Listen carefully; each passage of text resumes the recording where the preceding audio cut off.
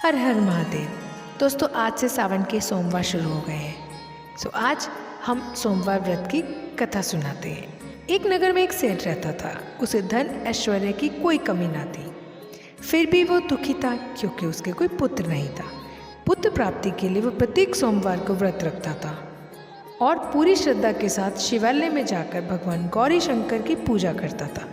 इसके भक्तिभाव से दयामयी पार्वती जी द्रवित हो गई और एक दिन अच्छा अवसर देखकर उन्होंने शंकर जी से विनती की, स्वामी, ये नगर सेठ आपका परम भक्त है, नियमित रूप से आपका व्रत रखता है, फिर भी पुत्र के अभाव में पीड़ित है। कृपया इसकी मनोकामना पूरी करें। दयालु पार्वती की ऐसी इच्छा को सुनकर भगवान शंकर ने कहा, पार्वती, ये संसार कर्म भूमि है, इसमें जो जैसा करता है वैसा ही फलता है। इस साहूकार के भाग्य में पुत्र सुख नहीं है। शंकर के इनकार से पार्वती जी निराश हुई। उन्होंने शंकर जी से तब तक आग्रह करना जारी रखा जब तक कि वो उस साहूकार को पुत्र सुख देने को तैयार नहीं हो गए। भगवान शंकर ने पार्वती से कहा, तुम्हारी इच्छा है इसलिए मैं इसे एक पुत्र प्रदान करता हूँ, लेकिन उसकी आयु केवल 12 वर्ष होगी। संयोग से नगर सेठ गौरी शंकर संवाद सुन रहा था। समय आने पर नगर सेठ को सर्व सुख संपन्न पुत्र रतन की प्राप्ति हुई। सब और खुशियां मनाई गई। नगर सेठ को बधाइयां दी गई, लेकिन नगर सेठ की उदासी में कोई कमी नहीं आई, क्योंकि वो जानता था कि वो पुत्र केवल 12 वर्ष के लिए प्राप्त हुआ है। उसके बाद काल इसे मुझसे छीन लेगा। इतने भर भी सेठ ने सोमवार का व्रत और गौरी शंकर का पूजन हवन यथाविधि पहले की तरह ही जारी रखा। जब बालक 11 वर्ष का हो गया तो वो पूर्ण युवा जैसे लगने लगा। फलतः सभी चाहने लगे कि उसका विवाह कर दिया जाए। नगर सेठानी का भी यही आग्रह था, किंतु नगर सेठ पुत्र के विवाह को तैयार नहीं हुआ। उसने अपने साले को बुलवाकर आदेश दिया कि वो पर्याप्त धन लेकर पुत्र सहित काशी के लिए कूच करे और रास्ते में भजन तथा दान दक्षिणा देता हुआ काशी पहुंचकर सर्व विद्या में पूर्ण बनाने का प्रयास करे।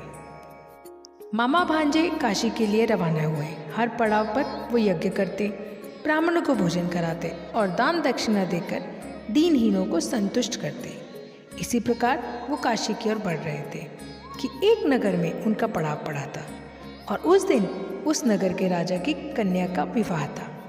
बारात आ चुकी थी, किंतु वर पक्ष वाले भयभीत थे, क्योंकि उनका वर एक आंख से काना था। उन्हें एक सुंदर युवक की आवश्यकता थी। गुप्तचरों से राजा को जब सेठ के पुत्र के रूप गुण की चर्चा का पता लगा तो उन्होंने विवाह के पूरा होने तक लड़का यदि दूल्हा बना रहे तो वो उन दोनों को बहुत धन देंगे और उनका एहसान भी मानेंगे। नगर सेठ का लड़का इस बात के लिए राजी हो गया।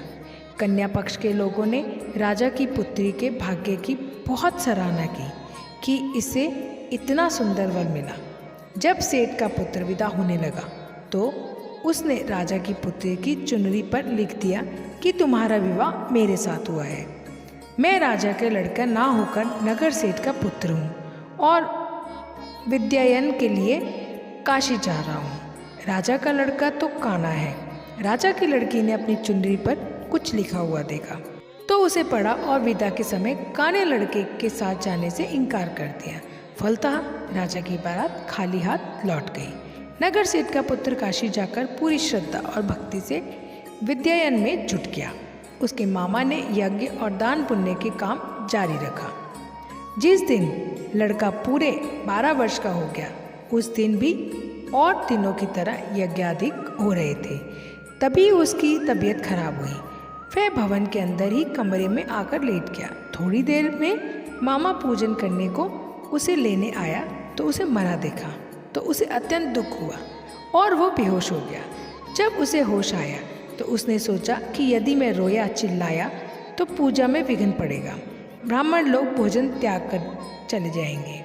अतः उसने धैर्य धारण कर समस्त कार्य निपटाया और उसके बाद जो उसने रोना शुरू किया तो उसे सुनकर सभी का हृदय विदीर्ण होने लगा।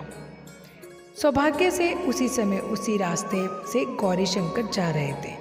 गौरी के कानों में वो करुण क्रंदन पहुंचा तो उनका वात्सल्य से पूर्ण हृदय करुणा से भर गया। सही स्थिति का ज्ञान होने पर उन्होंने शंकर भगवान से आग्रह किया कि वो बालक को पुनः जीवन प्रदान कर दे। शंकर भगवान को पार्वती जी की प्रार्थना स्वीकार करनी पड़ी। नगर सेठ का इकलौता लाल पुनः जीवित हो गया।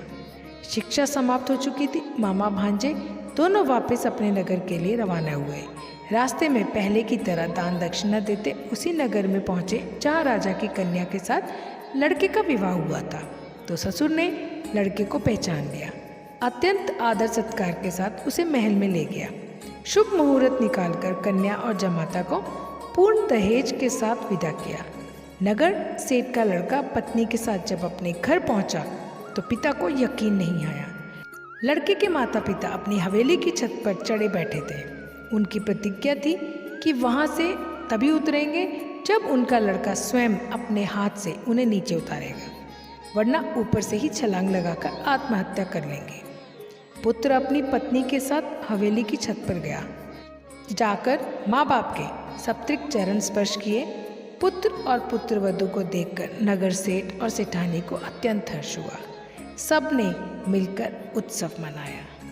सोमवार व्रत विधि। आमतौर पर सोमवार का व्रत तीसरे पहर तक होता है। व्रत में अन्न या फल का कोई नियम नहीं है। भोजन केवल एक ही बार किया जाता है। व्रतधारी को गौरी शंकर की पूजा करनी चाहिए। तीसरे प्रहर शिवन पूजन करके कथा कह सुनकर भोजन करना चाहिए। बोलो हर हर महादेव।